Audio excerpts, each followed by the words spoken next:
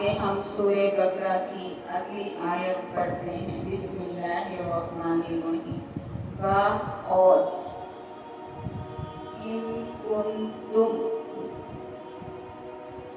اور اگر تم ہو، فی میں، ریب شک کرنے والے، مما اس سے، نزلنا جو ہم نے نازل کیا، علی عبدنا اپنے بندے پر، فاتو بسورۃ پھر لے آؤ کوئی صورت، من سے مثلہ اس کے جیسی، وادعو اور پکارو اور بلا لو، شہداءکم اپنے گواہی دینے والوں کو، اپنے معبودوں کو، اپنے جانکاروں کو، کسی کو بھی، من سے دون اللہ اللہ کے سوا، ان کنتم صادقین اگر تم سچے ہو تو۔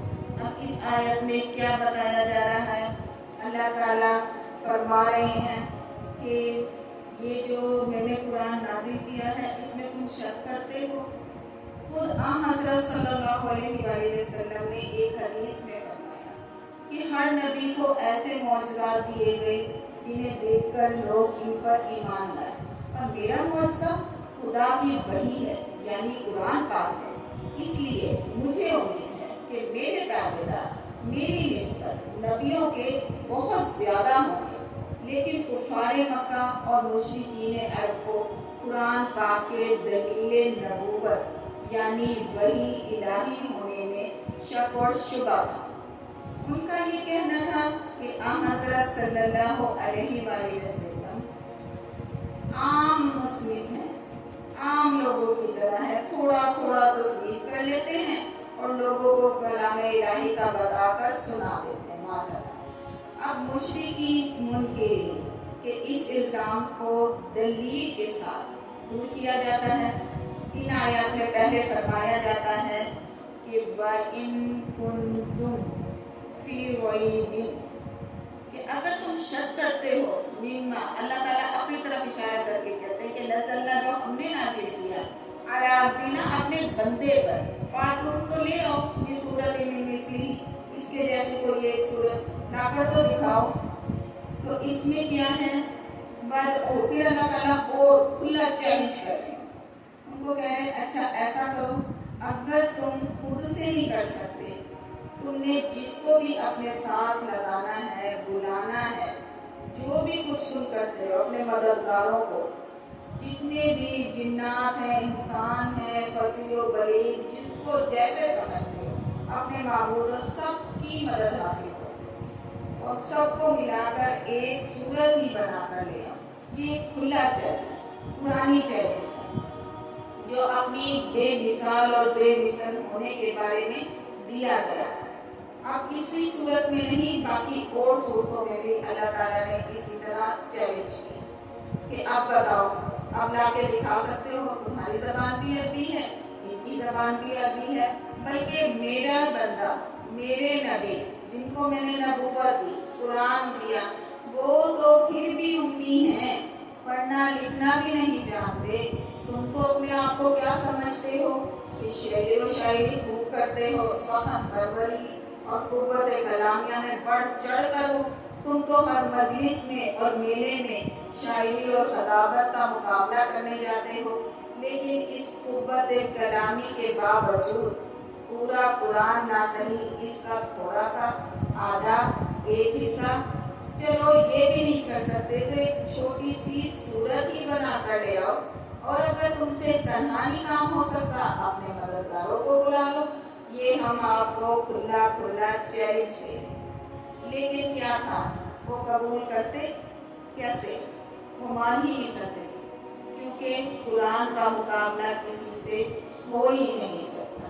فَإِن لَمْ پھر اللہ تعالیٰ کو جواب دیتے ہیں کہ پھر اگر نہیں تفعلوا تم یہ کر سکو، ولن بلکہ کیا ہے، با اور لن ہرگز نہیں، تفعلوا تم کر سکو گے، فاتقوا النار التي تو کیا ہے، ڈرو اس آگ سے، وہ جو وقودها الناس جس کا ایندھن ہوں گے لوگ، والحجارۃ اور پتھر، اعدت کیا ہے پھر تیار کی گئی ہے للکافرین، کافروں کے لیے۔ تو یہ سب کچھ تم نہیں کر سکتے اور تم یقیناً کر بھی نہیں سکو گے۔ اس لیے کہہ رہے ہیں اللہ تعالیٰ کو معلوم ہے کہ یہ کیا ہے، کلام الہی ہے، یہ من گھڑت نہیں ہے، معاذ اللہ، یہ کسی انسان کا بنایا ہوا کلام نہیں ہے۔ اس میں تو جو پیشن گوئیاں کی گئی ہیں، جو آنے کی غیب کی خبریں دی گئی ہیں، قیامت تک کوئی شخص اس کے مقابلے کا کلام نہیں لا سکتا۔ اب کیا ہے، 1400 برس گزر گئے، ہر زمانے میں قرآن کے مخالفین رہے ہیں، مگر کوئی اب تک ایسا نہ کر سکا کہ قیامت تک نہ کر سکے گا۔ تو پھر اللہ تعالیٰ کہتے ہیں کہ جب تم کچھ نہیں کر سکتے تو اب یہ جان لو، تمہیں یہ معلوم ہونا چاہیے کہ یہ قرآن خدا کا کلام ہے اور محمد صلی اللہ علیہ وآلہ وسلم جن پر اتارا گیا خدا کے سچے پیغمبر ہیں۔ تو ایک منکرین، اگر ابھی تم کفر و انکار پر اڑے رہے تو تمہارا ٹھکانہ جہنم کی آگ ہو، جس کا ایندھن خدا کے نافرمان بندے اور پتھر ہوں گے۔ پتھر کون؟ ان کے پتھروں والے بت جن کو وہ سجدہ کرتے تھے، اور جو تم جیسے منکرین کے لیے تیار کی گئی ہے۔ اعدت للکافرین، قرآن کریم کی دوسری آیات سے یہ صاف ظاہر ہے کہ جہنم پیدا شدہ اور اب موجود ہے۔ حدیث سے بھی یہ بات ظاہر ہوتی ہے کہ ایک دوسری حدیث میں حضور صلی اللہ علیہ وآلہ وسلم نے ارشاد فرمایا، قیامت کے دن دوزخ کو اس جگہ سے جہاں اس کو اللہ نے پیدا کیا ہے اس طرح لایا جائے گا کہ اس کی 70,000 بانگیں ہوں گی، اور ہر بانگ 70,000 فرشتوں کے ہاتھ میں ہوگی، اور وہ فرشتے اسے کھینچتے ہوئے لائیں گے۔ اب آگے یہ قرآن کا اصول ہے، جہاں کافروں منکروں کی بات کی جاتی ہے وہاں ایمان والوں کا ذکر بھی کیا جاتا ہے۔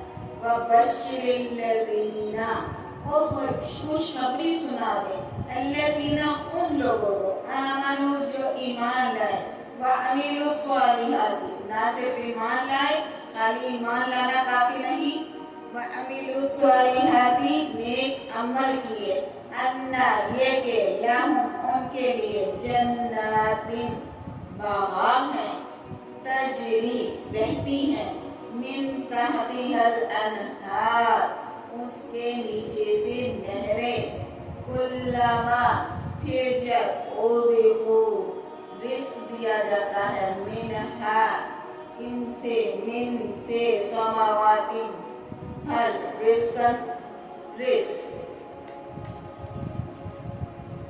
اب اللہ تعالیٰ اس میں کیا فرما رہے ہیں کہ خوشخبری سنا دو ان لوگوں کو جو ایمان لے کر آئے اور نیک عمل کیے کہ ان کے لیے باغات ہیں، ایسے باغات جن کے نیچے سے نہریں بہتی ہیں، جب کبھی بھی دیے جائیں گے، کلما رزقوا منہا ان کو، جب کبھی بھی ان کو دیا جائے گا، سماوات کوئی پھل، رزق کھانے کے لیے، قالوا تو وہ کہیں گے، جنتی کہیں گے، ھذا الذی یہ تو وہ ہے، یہ وہ ہے، رزقنا جو ہمیں رزق دیا گیا، ہمیں کھانے کو دیا گیا، من سے قبل اس سے پہلے، کہ یہ تو وہ پھل ہے، یہ تو وہ غذا ہے جو ہمیں پہلے بھی کھانے کو ملے تھی، اس سے پہلے بھی ہم نے کھایا ہے، وَأُوتُوا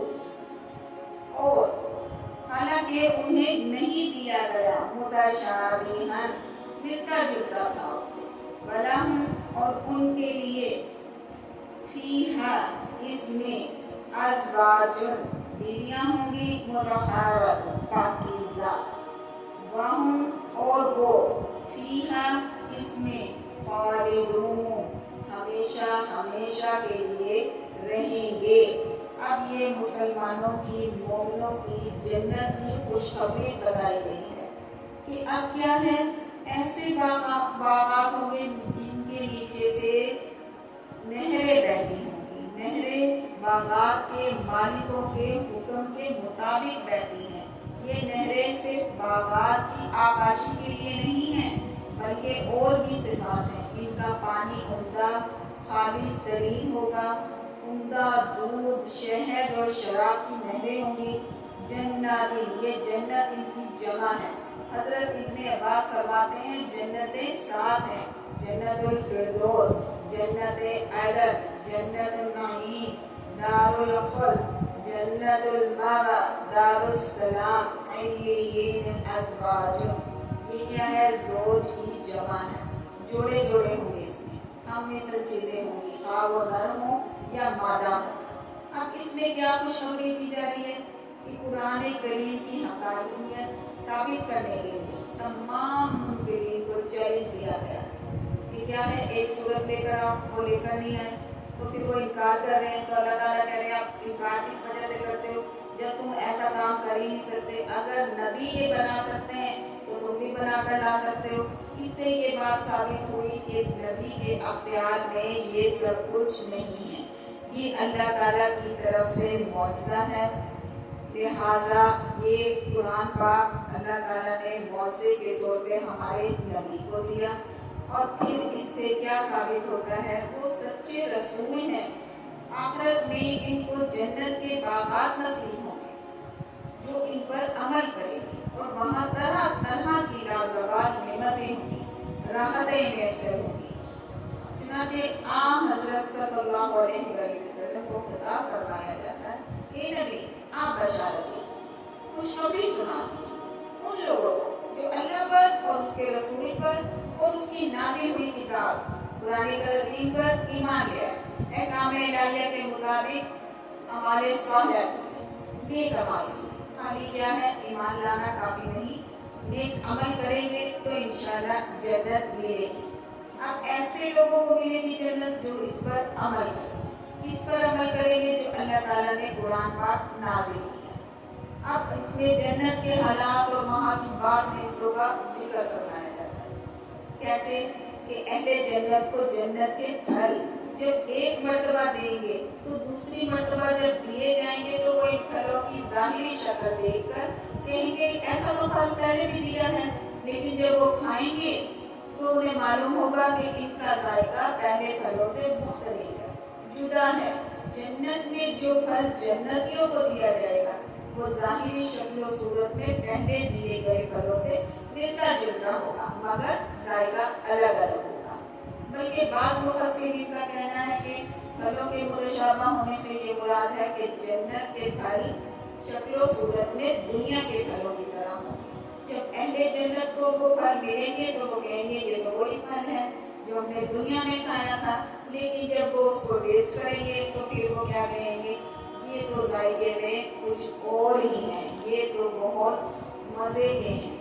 اب آخر میں اللہ تعالیٰ کیا فرمائے کہ ان کو سکون راحت ان کے مطابق دیا جائے گا. جنتیوں کو پاک صاف بیویاں نصیب ہوں گی جو ہر قسم کی ظاہری و باطن گندگیوں سے پاک ہوں گی. ظاہری گندگی جیسے میل کچیل، غلاظت، کثافت، بول و براز، حیض و نفاس وغیرہ. باطنی گندگیاں جیسے ناشائستہ اخلاق، ناپسندیدہ عادات، بے وفائی وغیرہ. اور پھر یہ تمام جنت کی نعمتیں عارضی نہیں ہوں گی، وقتی نہیں ہوں گی، کچھ مدت کے لیے نہیں ہوں گی کہ بعد میں ختم ہو جائیں، بلکہ ہمیشہ ہمیشہ کے لیے ہوں گی.